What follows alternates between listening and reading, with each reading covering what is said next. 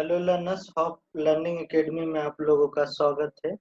आज का ये वीडियो पार्ट 3 है, जिसमें हम लोग एजुकेशन सब्जेक्ट का यूनिट 3 डिस्कस कर रहे हैं, जिसका लास्ट वीडियो में हम लोगों ने डिस्कस किया था cognitive process and stages of cognitive development. तो चलिए आज क्या पढ़ना है पहले ऑफिशियल सिलेबस में देख लेते हैं।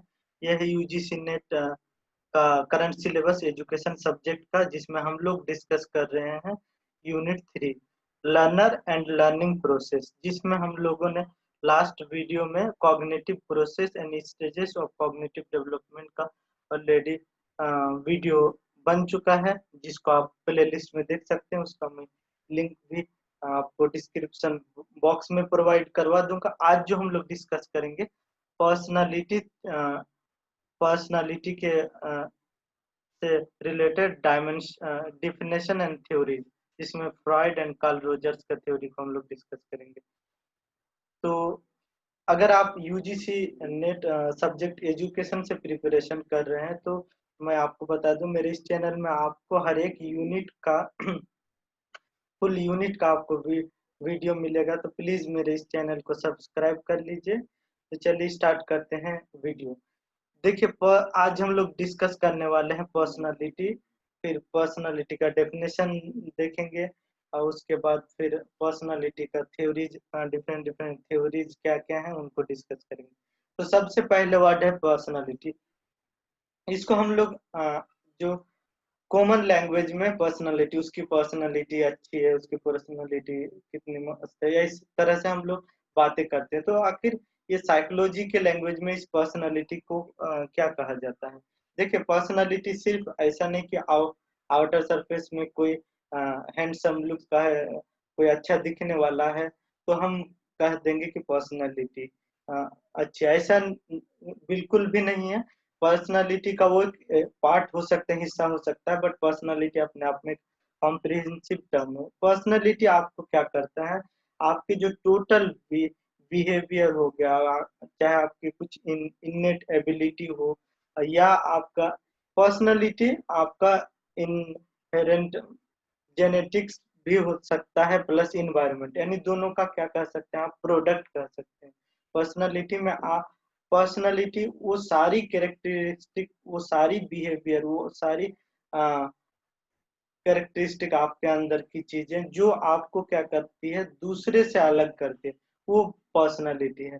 पर अब देखिए, पर्सनालिटी वर्ड आया कहाँ से। पर्सनालिटी वर्ड एक वर्ड परसोना से आया। परसोना का मतलब ये होता है कि एक मुखौटा या नकली चेहरा, उससे आया। तो पर्सनालिटी का और सारा जो थ्योरी है उसको और जानेंगे, तो आप प्लीज इस वीडियो को लास्ट तक जरूर देखिए। आप इस वीडियो से जरूर कुछ न कुछ सीखेंगे और आपका कॉन्सेप्ट क्लियर में हेल्प मिलेगा।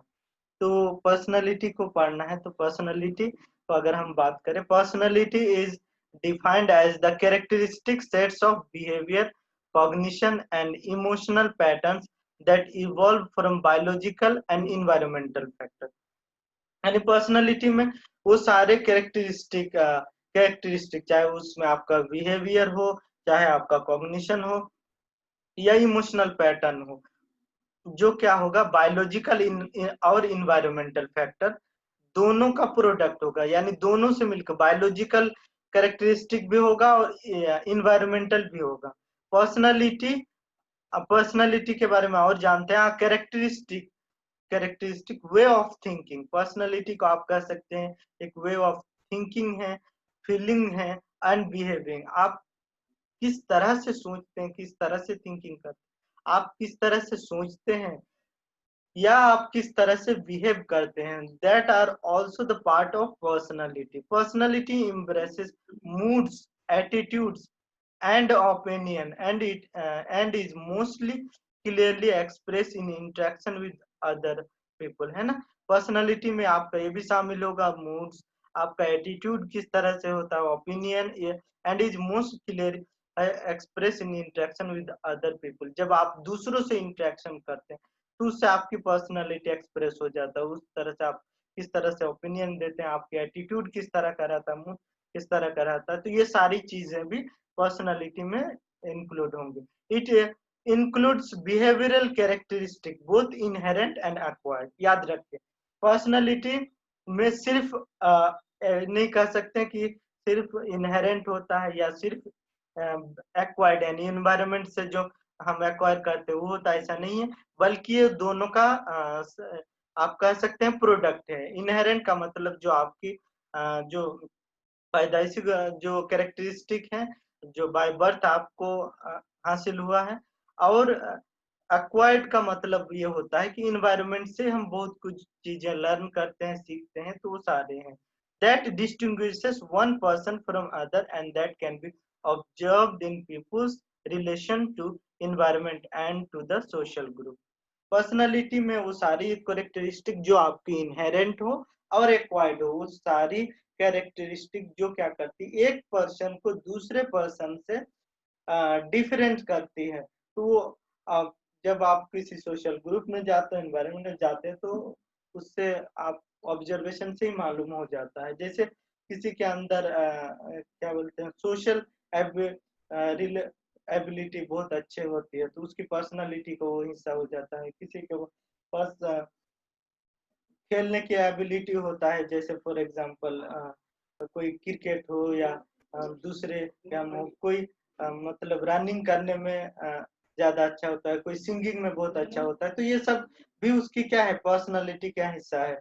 तो उसको क्या करती है, दूसरों से उसको अलग करती है एक तो इस तरह से आप कह सकते पर्सनालिटी में वो सारी चीजें हो जाएगा, चाहे आपके बोलने के तरीके होंगे, सोचने के तरीके होंगे या फील करने के तरीके होंगे, ये सारी कैरेक्टरिस्टिक आपका पर्सनालिटी में शामिल हो जाएगा। पर्सनालिटी जो तैयार होता है वो इनहेरेंट यानी आपका जेनेटिकली पैदाइशी, साथ ही साथ एक्वायर्ड जो इन्वायरमेंट से हम इंटरेक्शन के जरिए हासिल करते हैं। चलिए आगे देखते हैं, पर्सनालिटी के बारे में अभी बहुत कुछ जानना है। तो हम इसे देखिए, पर्सनालिटी को बहुत सारे साइकोलॉजिस्ट ने अलग अलग तरीके से उसको डिफाइन किया है। तो हम लोग को क्योंकि देखना जरूरी है कि अलग अलग साइकोलॉजिस्ट पर्सनालिटी को किस व्यू से देखते हैं। तो चलिए, बहुत एक अच्छा डेफिनेशन है, ऑलपोर्ट ने 1961 में डिफाइन किया था पर्सनालिटी का। आपका ये थ्योरी भी इसका पढ़ोगे।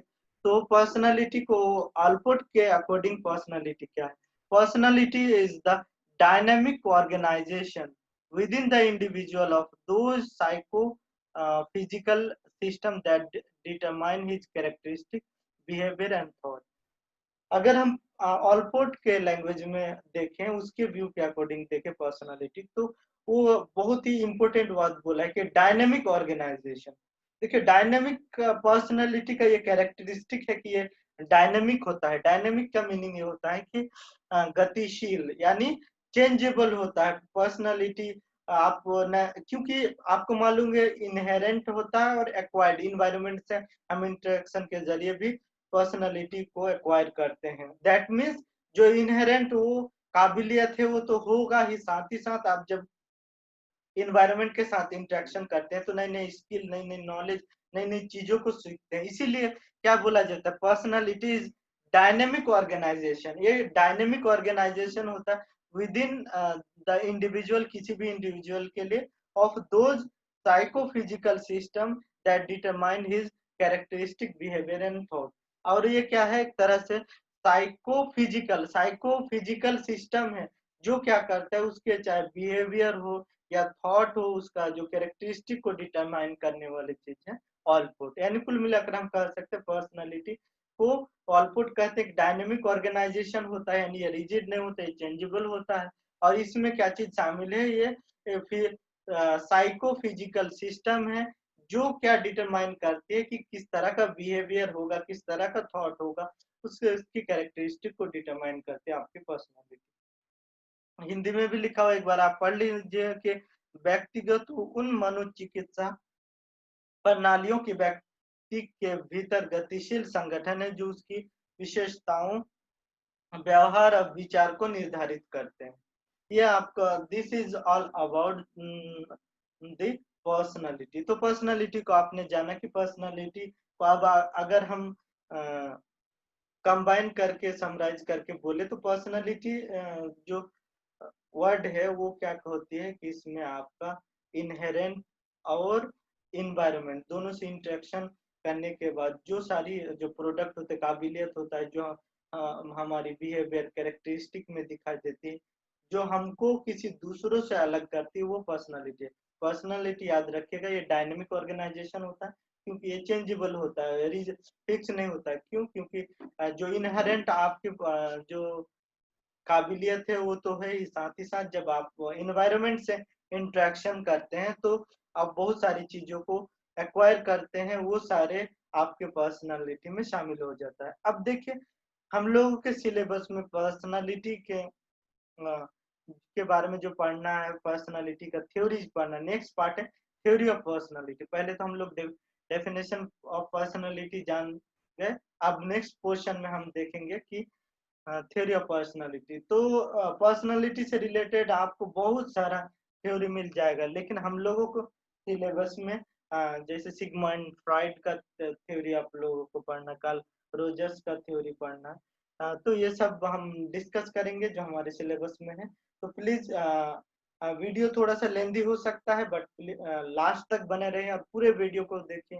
आपकी इस वीडियो से बहुत ज्यादा हेल्प मिलने वाली है, तो प्लीज पूरा वीडियो को देखें। देखिए थ्योरी ऑफ पर्सनालिटी में सबसे पहले हम लोग बात करेंगे सिगमंड फ्रॉइड का। आपने सुना होगा इसके बारे में, आप बीएड में भी आपने पढ़ा होगा। तो सिगमंड फ्रॉइड क्या है? ये सिगमंड फ्रॉइड के बारे में पहले हम जान लेते हैं तो कहाँ के थे, उसने किस पर ज्यादा काम किया। तो सिगमंड फ्रॉइड एक ऑस्ट्रियन न्यूरोलॉजिस्ट थे और founder of psycho analysis theory. याद रखिए जो साइको एनालिसिस थ्योरी के फाउंडर थे सिगमंड फ्रॉइड के बारे में याद रखिए। ये एक ऑस्ट्रियन न्यूरोलॉजिस्ट थे और फाउंडर किसके थे? साइको एनालिसिस है ना, फादर ऑफ साइको एनालिसिस अगर आपको पूछा जाए तो answer will be psycho analysis के फादर सिगमंड फ्रॉइड, है ना, सिगमंड फ्रॉइड। उसने क्या दिया था? Clinical method for treating psycho pathology through dialogue between a patient and psycho analysis, है ना। उसने एक मेथड निकाला था, क्लिनिकल मेथड, किसके लिए? For treating psychopathology. उसमें क्या किया था कि कोई एक पेशेंट है और जो साइको एनालिस्ट है, वो दोनों डायलॉग, वो दोनों एक दूसरे से बातचीत करके प्रॉब्लम को सॉल्व करेगा। तो इसको उसने क्लिनिकल मेथड कहा फॉर ट्रीटिंग साइकोपैथोलॉजी। और याद रखिए इस तरह से सिगमंड फ्रॉइड के बारे में आप जान देखिए, ये एक ऑस्ट्रियन न्यूरोलॉजिस्ट थे और साइको एनालिसिस के फादर है, father of psycho analysis, founder of psycho analysis. इसने क्लिनिकल मेथड दिया था, ये मेथड साइकोपैथोलॉजी के ट्रीटमेंट के लिए था। इसमें उसने क्या किया, ये तरीका बताया था कि एक पेशेंट होगा और साइको एनालिसिस्ट होगा, उन दोनों के दरमियान डायलॉग होकर मतलब ट्रीटमेंट किया जाएगा। इसने जो दिया था आपको याद होगा, इसने पर्सनालिटी को तीन हिस्सों में बांटा, यानी ईड, ईगो और सुपर ईगो में देखा। तो देखिए Freud personality theory so the psyche structure into three parts. इसीलिए तीन है, थ्री है, इसलिए ट्राई पैर्टेट भी कहा जाता है इसको, क्योंकि इसमें तीन है। पहला id, ego and super ego, all developing at different stages in our lives. These are systems, not parts of the brain or any way physical, है ना।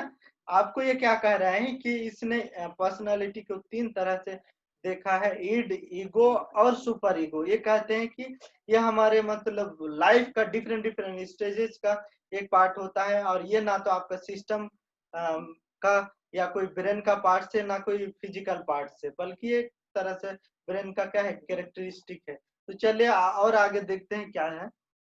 According to Freud psychoanalytic theory, the id is primitive and instinctual part of the mind that contains sexual and aggressive drives and hidden memories. The superego operates a moral consciousness, and ego is realistic part of that mediates between the desire, the id, and superego. Although each part of the personality comprises unique features, they interact to form a whole, and each part makes a relative contribution to an individual behaviour. देखिए आपको हम detail से बात करेंगे, घबराइए नहीं। Id, ego और super ego आपका पूरा आज क्लियर होने वाला है। इससे रिलेटेड जो भी डाउट है आपका क्लियर होने वाला है। प्लीज पूरा वीडियो को देखिए, और अगर ये वीडियो आपको अच्छा लग रहा है तो प्लीज मेरे चैनल को सब्सक्राइब कर लीजिए और वीडियो को लाइक कर दीजिए। देखिए फ्राइड का कहना है कि अलग अलग स्टेज में क्या होता है कि हमारे अंदर 3 तरह की कैरेक्टरिस्टिक होता है, पर्सनालिटी का पार्ट होता है। उसमें सबसे पहला क्या होता है, ईड होता है। उसके बाद फिर ईगो एंड सुपर ईगो। तो इन तीनों के बारे में डिटेल से चर्चा करना है। तो इसमें क्या कहते हैं, जो ईड के बारे में बोल रहा है, ईड क्या है, आपका एक प्रिमिटिव यानी सबसे शुरुआती वाला हिस्सा होता है। इसमें क्या होता है, ये सेक्सुअल और एग्रेसिव मतलब जो ड्राइव्स होता है उसको पूरा करने का बात करता है। सुपर ईगो क्या करता है, एक मोरल कॉन्शियसनेस, मोरलिटी की बात करता है।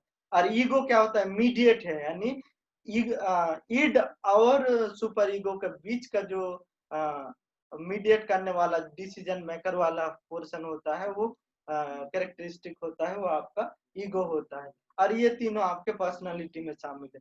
तो सबसे पहले और डिटेल से हम लोग बात करते हैं ईड क्या है। तो ईड के बारे में पहले आपको मैं बता देता हूँ कि ईड जो होता है वो प्लीजर प्रिंसिपल पर काम करता है। तो ये प्लीजर प्रिंसिपल क्या होता है, इसको जानने से पहले मैं एक आपको एग्जांपल देता हूँ। देखिए आप इस तरह का जो कैरेक्टरिस्टिक होता है, खास करके जो इन्फेंट होता है, छोटे बेबी में, छोटे बच्चों में पाया जाता है। छोटे बच्चों में क्या कैरेक्टरिस्टिक होगा कि उसको मतलब मोरालिटी से, रियलिस्टिक से, लॉजिकल से उससे कोई मतलब नहीं। अगर उसको कुछ खाने का मन कर रहा है या कुछ लेने का मन कर रहा है तो वो क्या होगा, अपने जिद में ले लेगा। उसमें वो किसका दिल दुखेगा कि किसी के लिए रखा हुआ, वो सब मोरालिटी कुछ नहीं सोचेगा। जब छोटा बच्चा होता है, एंड छोटा बच्चा होता है, मान लीजिए घर में चॉकलेट देने के लिए रखा गया है। 2 भाई है, एक छोटा भाई एक बड़ा भाई। तो मम्मी 2-2 चॉकलेट रखी है। तो छोटा जो इन्फेंट है, बेबी है, उसको कहना है कि हमको क्या चाहिए, चारों का चारों चाहिए। यानी उसको ये नहीं लग रहा है कि मेरा भाई के लिए रखा हुआ है, उसको बुरा लगेगा, इस तरह का हो सकता है। या आप देखे होंगे कि ईड क्या करता है, आपको एक तरह से एक तरह से ऑल नीड्स इसमें इमीडिएटली सेटिस्फाइड होने की बात करता है, सेल्फिश डिजायर की बात करता है। ये आपको हमेशा आपको क्या करेगा, माइंड को डिस्ट्रैक्ट करेगा। फॉर एग्जांपल मान लीजिए आपको होमवर्क क्लास से होमवर्क दिया गया है कि होमवर्क आपको बना के लाना है।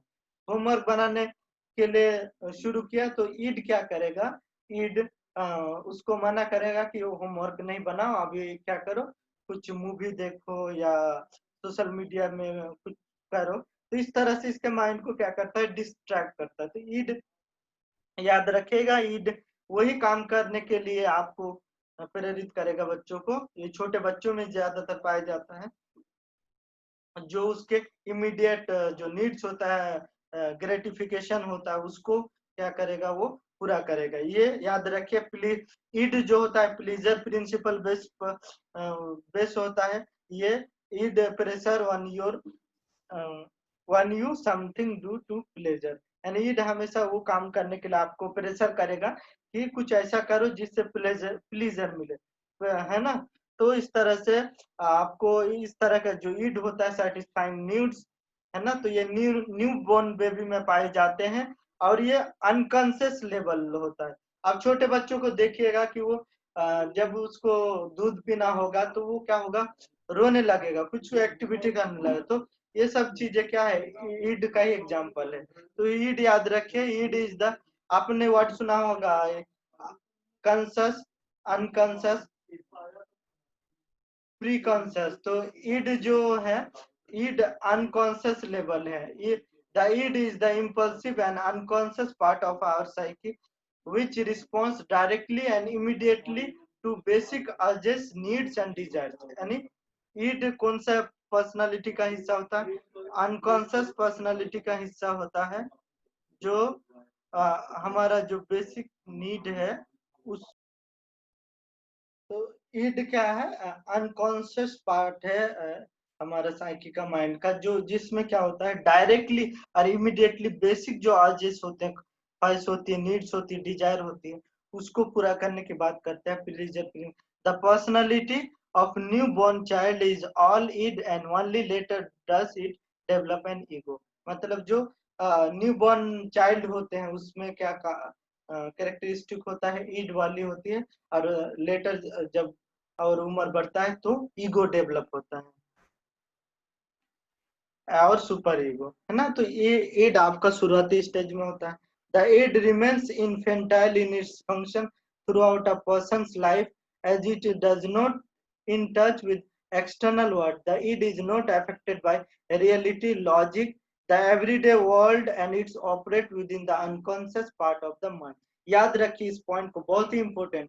id जो होता है इन्फेंटाइल, जो बहुत होता है उस उम्र में पाया जाता है, और इसमें क्या होता है कि जब जब हम एक्सटर्नल वर्ल्ड के टच में नहीं आते हैं तब ये उस इस तरह का कैरेक्टरिस्टिक होता है ईड में। ना तो रियलिटी की बात होगा, ना लॉजिक की बात होगा, ना मोरलिटी की बात होगा, ये बल्कि ये क्या होगा, माइंड का एक अनकॉन्शियस पार्ट होता है ईड। द ईड, अगला पॉइंट देखते हैं। The id operates on the pleasure principle. Freud कहते हैं, फ्राइड के मुताबिक जो ईड होते हैं वो प्लीजर प्रिंसिपल पर बेस्ड होते हैं, which is the idea that every wishful impulse should be satisfied immediately। यानी जो भी हमारी विश है वो क्या होना चाहिए, इमीडिएटली पूरा होना चाहिए, रिगार्डलेस ऑफ द कॉन्सिक्वेंसेस। चाहे उसकी कुछ भी उसका रिजल्ट हो, उससे कोई मतलब नहीं, उसका जो ख्वाहिश है वो एकदम इमीडिएटली क्या होना चाहिए, पूरा होना चाहिए। When the id achieves its demands, we experience pleasure। When it denied, we experience unpleasure और टेंशन। इसीलिए बोला जाता है कि ईड किस पर बेस्ड है, प्लीजर प्रिंसिपल है। यानी जो ईड कहता है अगर वो हमारा पूरा होता है, डिमांड हमारा पूरा होता है तो हम लोग को प्लीजर होता है, खुशी होता है। अगर डिमांड पूरा नहीं होता है तो अनप्लीजर हो जाता है, यानी खुशी नहीं होती है। The id engages in primary process thinking, which is primitive, illogical, irrational, fantasy oriented। याद रखें, id जो होता है प्राइमरी थिंकिंग होता है, शुरुआती, पहले जो प्रिमिटिव होगा, इलॉजिकल, इलॉजिकल चीजें उसमें, इरेशनल, उसमें रेशनल की बात नहीं होगी, फैंटेसी ओरिएंटेड होगा। This form of process thinking has no comprehension of object reality and is selfish and wishful in nature. Id होगा, ईड क्या होगा, एक ऐसा थिंकिंग का प्रोसेस है जिसमें किसी भी ऑब्जेक्ट की रियलिटी की कोई बात नहीं, कॉम्प्रिहेंशन की बात नहीं, वो क्या होगा, सेल्फिश नेचर का होगा या विशफुल नेचर का होगा, क्या हमको चाहिए तो चाहिए, पूरा मेरी ख्वाहिश पूरा हो तो हो, है ना। तो इस तरह से इस डायग्राम को हम जब तीनों ईड, ईगो, सुपर ईगो को देखेंगे तो इस पर फिर से हम लोग बात करेंगे तो इसका क्या मीनिंग है। देखिए, ईगो क्या होगा, ईगो और उसके बाद एक होता है सुपर ईगो। पहले जानते हैं सुपर ईगो क्या है। देखिए, सुपर ईगो क्या है, माइंड का प्री कॉन्शियस पार्ट होता है। इसमें क्या होता है, मोरालिटी पर बेस्ड होता है। जब बच्चा लगभग 5 साल का उम्र का हो जाता है तब उसको ये समझ में आता है कि हमारी हर एक विश पूरी नहीं होगी, उस पर कुछ मोरालिटी का पार्ट होता है कि हर एक विश हमारी पूरी नहीं हो सकती। तो इस तरह की चीजें जब डेवलप हो जाता है तो उसको बोलते हैं सुपर ईगो। ये प्री कॉन्शियस पार्ट होता है। इसमें क्या होता है, बेस्ड ऑन मोरालिटी। ये क्या कहते हैं, आपको जैसे होमवर्क वाला एग्जांपल अगर ले तो उसको आपको मना करेगा, ईगो ईड मना करेगा क्या, होमवर्क नहीं करो, कुछ प्लीजर वाला काम करो, मूवी देखो या इस तरह की कुछ काम करो। लेकिन आपको ये जो सुपर ईगो ये कहेगा कि नहीं, होमवर्क करो, है ना, इससे तो होमवर्क करो, इससे तुमको रिवार्ड मिलेगा, तुम्हारी एक सक्सेस मिलेगा।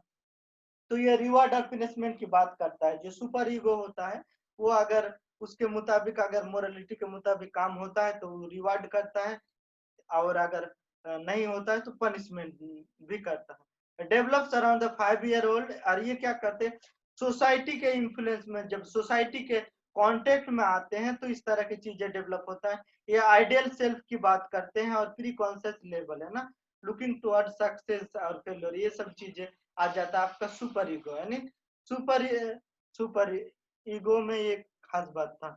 और उसके बाद ईगो में क्या था, ईगो ईगो दोनों को बैलेंस करता है। आपका ईड कहेगा कि नहीं, जो प्लीजर मिले बस, चाहे वो सही हो या गलत हो वो काम करो। सुपर ईगो सिर्फ और सिर्फ आपको मोरालिटी तरफ ले जाएगा कि सोसाइटी ये चाहती है आपसे ये करो। और आपको जो ईगो होगा वो बीच का मीडिएट पार्ट होगा, वो आपको बैलेंस करेगा। आप दोनों को देखोगे, ईड को भी देखोगे, और तो यानी आपको सेंटर में, ईगो सेंटर में होता है, ईड और सुपर ईगो इन दोनों को बैलेंस करता है।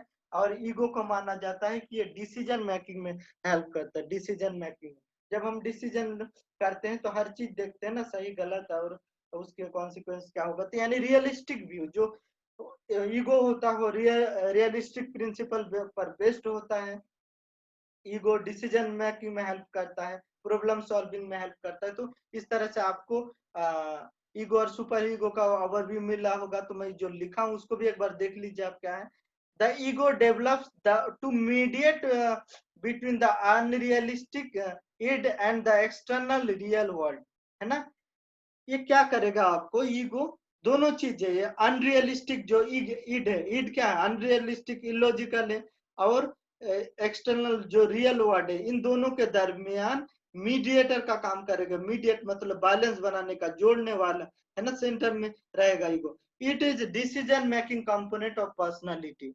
अगर आपको क्वेश्चन आ जाए कि according to Freud which is the part of decision making, है ना, तो आप क्या इसका जवाब देंगे, ईगो। प्रॉब्लम सॉल्विंग वाला ये भी क्या होगा, ईगो।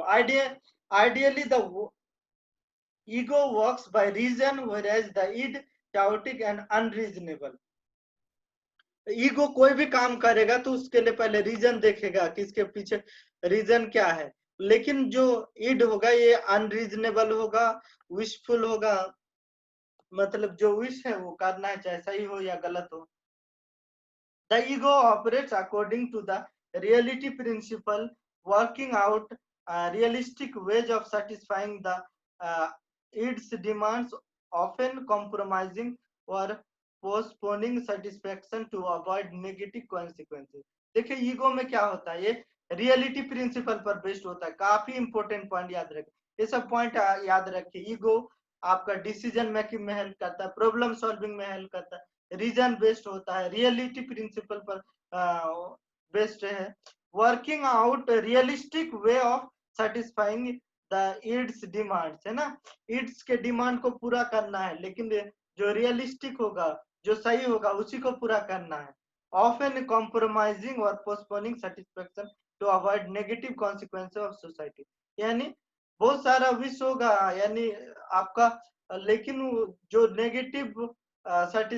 नेगेटिव कॉन्सिक्वेंसेस वाला चीजों होगा उसको क्या करेगा, ये इग्नोर करेगा। The ego consider social realities and norms, adequate and rules in deciding how to behave in, है ना।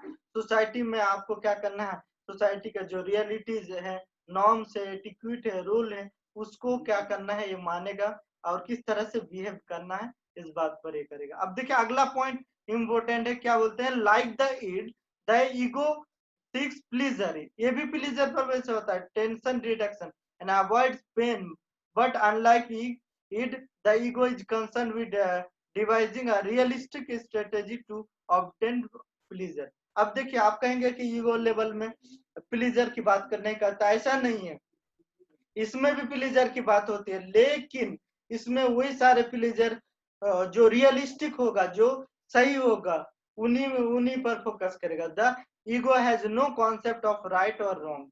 ईगो में राइट और रॉन्ग का कोई कॉन्सेप्ट नहीं होता। Something is good simply if it achieves its end of satisfying without causing harm to itself or the it।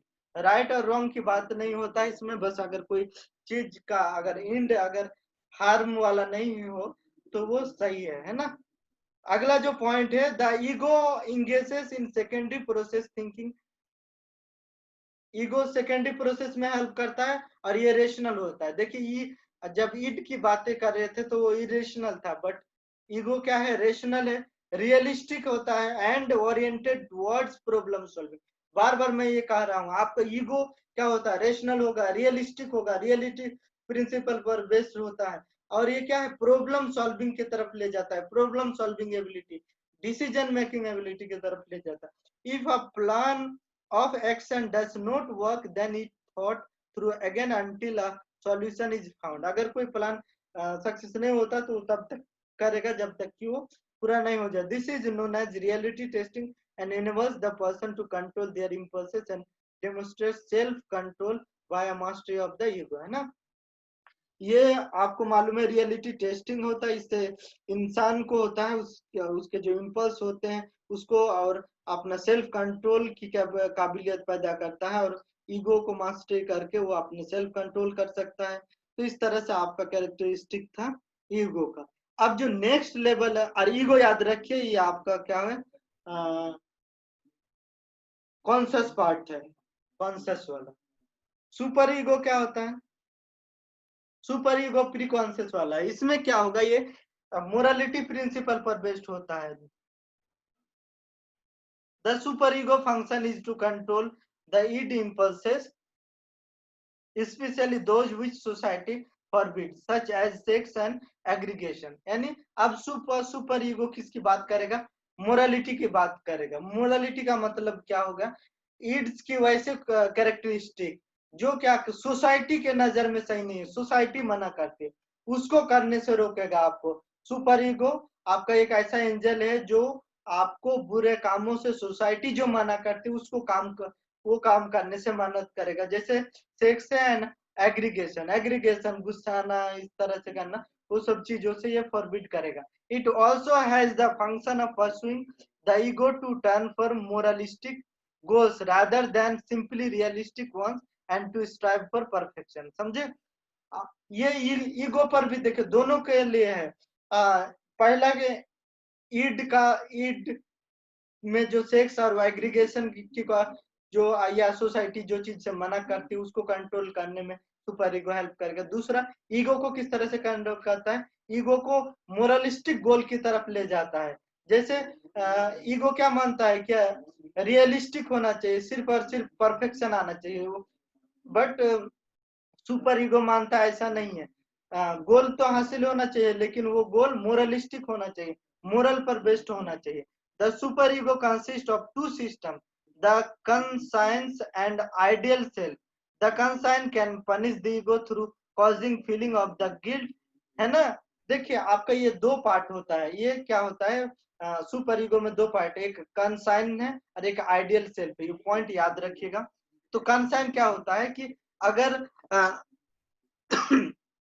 Super ego के मुताबिक काम नहीं होगा, मोरल प्रिंसिपल पर काम नहीं होगा, तो वो क्या करेगा, आपको पनिश भी करेगा। मान लीजिए आपको होमवर्क दिया गया, आप होमवर्क नहीं बनाते, तो होमवर्क नहीं बनाते आपको किस तरह से पनिश करेगा, आपके अंदर वो थिंकिंग आ जाएगा कि हम अच्छा बच्चा नहीं है, हम होमवर्क नहीं बनाते, ये सब चीजें आ जाएगी। अगर आप होमवर्क आइडियल सेल्फ का मतलब जो आपसे डिमांड किया गया उसको अगर आप पूरा कर लेते हैं वो आइडियल सेल्फ है। यानी उसमें जैसे आपको होमवर्क बनाने कहा गया तो आपको वो रिवार्ड भी देगा, यानी आपको महसूस होगा कि हम अच्छे बच्चे हैं, बहुत अच्छा कर सकते हैं ये। तो इस तरह की चीजें। फिर अब नेक्स्ट पॉइंट वही है, ये क्या बोल रहे हैं, the conscience can punish the ego through causing feelings of guilt. For example, if the ego gives into its demand, the super ego may make the person feel bad through guilt, है ना। अगर किस तरह से punishment करेगा कि अगर हम कोई उस तरह का काम करते हैं, ईड वाला डिमांड को सिर्फ पूरा करते हैं, है ना। If the ego gives into the it's demand, अगर ईगो इट्स डिमांड को पूरा करने की बात करता है तो सुपर ईगो क्या करेगा, उसको गिल्टी मतलब गिल्ट मतलब उसके अंदर गलती का महसूस करवाएगा। ये जो कैरेक्टरिस्टिक होगा super ego. The ideal self, अब क्या है आइडियल सेल्फ, सुपर ईगो में बात किया जाता है, याद रखिए।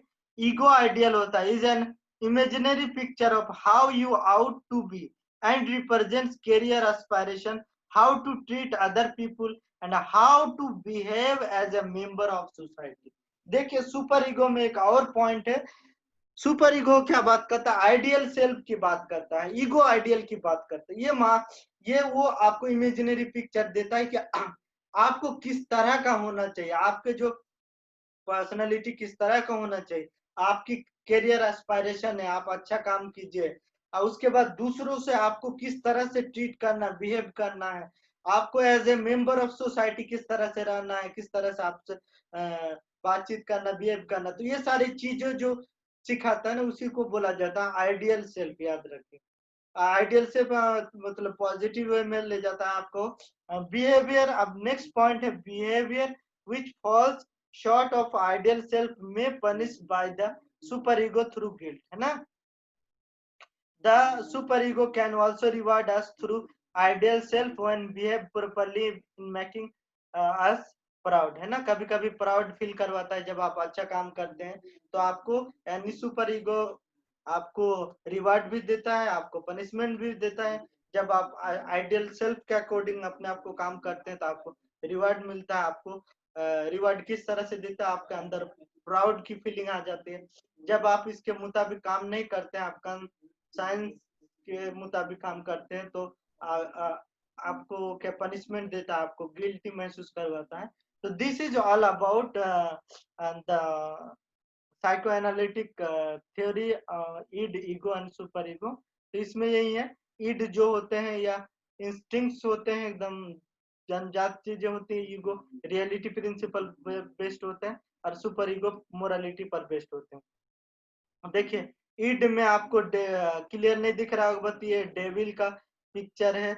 जो ईड मतलब आपको सिर्फ अपने प्लीजर को पूरा करने, चाहे सही हो गलत, को पूरा करता है। ईगो आपका सेल्फ खुद है, और सुपर ईगो में आपका एंजल का फोटो दिया है। ये आपको अच्छे काम में, मोरल काम करने में आपको हमेशा मोटिवेट करते रहेंगे। तो अगर हम फिर से एक बार देख रहे थे, आपको बोल रहे थे कि एक यहाँ पिक्चर है, तो उसको हम इस पर हम बात करते हैं। तो इससे पहले एक बार फिर से मैं आपको बता देता हूँ ईड क्या है। तो ईड जैसे आपको मैंने बताया कि ये प्लीजर प्रिंसिपल पर बेस्ड होता है, इमीडिएट ग्रेटिफिकेशन की बात करता है हमेशा। आपको आपके प्लीजर को पूरा करना है, ये अनकॉन्शियस लेवल माना जाता है। अनकॉन्शियस लेवल सेल्फिश डिजायर होता है कि आपके डिजायर पूरा होना चाहिए, चाहे दुनिया कुछ भी हो जाए, है ना। ज्यादातर इस तरह के कैरेक्टरिस्टिक जो इन्फेंट बेबी होते हैं, छोटे बच्चे होते हैं, वो उनमें पाए जाते हैं। और क्या आप कह सकते हैं, इमीडिएट आपका मतलब चीजें पूरा हो। और सुपर ईगो की बात करते हैं, सो सुपर ईगो को मोरालिटी प्रिंसिपल पर बेस्ड होता है। ये आपको अच्छे काम करने के लिए मोटिवेट करेगा, रिवार्ड और पनिशमेंट की बात करता है ना। तो इस तरह की चीजें होता है। ईगो मीडिएटर होता है। ईड और सुपर ईगो के बीच हमेशा, देखिए इस पिक्चर में आपको दिख रहा होगा, ईगो बीच में है, मीडिएटर है, उसके दोनों तरफ इधर ईड है, इधर सुपर ईगो। ईड के साथ जो पिक्चर है वो डेविल का है, जो गलत काम या कोई भी काम हो वो आपको पूरा करने के लिए करेगा। और इधर एंजल का फोटो है, जो हमेशा अच्छे काम के लिए मोटिवेट करेगा। और ये ईगो बैलेंस बनाने की कोशिश करेगा। ईड और सुपर ईगो को रीजन देखेगा कौन सा सही है नहीं है। इसके अलावे ईगो क्या करेगा, डिसीजन मेकिंग में हेल्प करेगा, प्रॉब्लम सॉल्विंग में हेल्प करेगा। तो इस तरह से हम लोगों ने ईड, ईगो एंड सुपर ईगो को कंप्लीट किया, है ना। तो फिर हम अगले वीडियो की तरफ अगला जो थ्योरी ऑफ पर्सनालिटी होता है, चलिए उसको देखते हैं। कार्ल रोजर्स का थ्योरी ऑफ पर्सनालिटी। देखिए, कार्ल कार्ल रोजर्स ने भी, आपको मालूम होगा, ये ह्यूमनिस्टिक थ्योरी के जो फाउंडर में से एक थे। तो इसमें क्या हुआ था कि इसने कुछ, इसका इम्पोर्टेंट कैरेक्टरिस्टिक आप देख लीजिए।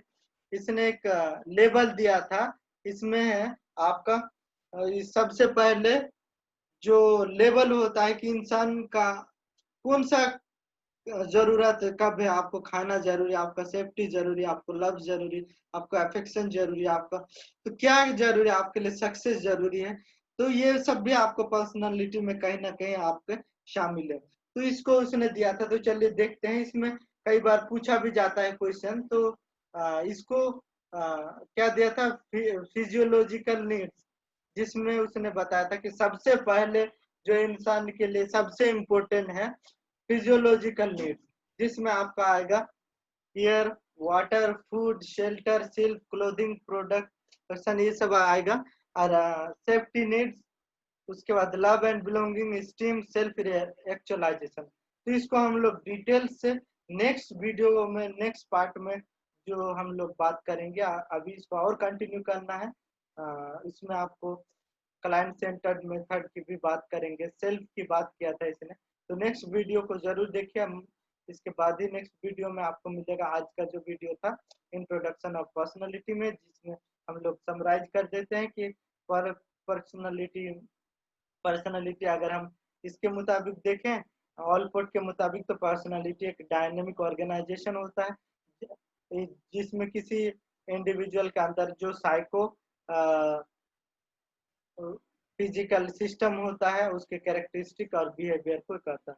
सिगमंड फ्रॉइड के बारे में पढ़े। सिगमंड फ्रॉइड ऑस्ट्रियन न्यूरोलॉजिस्ट है और ये आपको साइको एनालिसिस के फादर भी कहे जाते हैं, क्लिनिकल मेथड के बानी भी कहे जाते हैं ना। इसने पर्सनालिटी का 3 कैरेक्टरिस्टिक बताया, ईड, ईगो एंड सुपर ईगो, जिसकी चर्चा हम लोगों ने डिटेल में किया है। तो अगर आपको ये वीडियो अच्छी लगी है तो प्लीज मेरे चैनल को सब्सक्राइब कर लीजिए, दोस्तों को शेयर कर लीजिए। और मेरे चैनल के साथ अगर आप यूजीसी नेट की तैयारी कर रहे हैं एजुकेशन सब्जेक्ट से, तो हमारे चैनल के साथ बने रहिए। आपको हर एक यूनिट का, हमारी पूरी टीम है जो आपको हर एक यूनिट का आपको वीडियो दिया जाएगा। और मैं आपको जब यूनिट कंप्लीट होगा तो इससे रिलेटेड प्रीवियस पेपर को भी क्वेश्चन को सॉल्व करवाऊंगा, क्योंकि प्रीवियस पेपर क्वेश्चन बहुत ही इंपॉर्टेंट होता है कॉन्सेप्ट क्लियरिटी के लिए और प्रिपरेशन को और अच्छा करने के लिए। तो thank you for watching this video. मिलते हैं फिर नेक्स्ट वीडियो में। उसमें हम लोग कार्ल रोजर्स का थ्योरी को देखेंगे पर्सनालिटी का। चल चल ओके।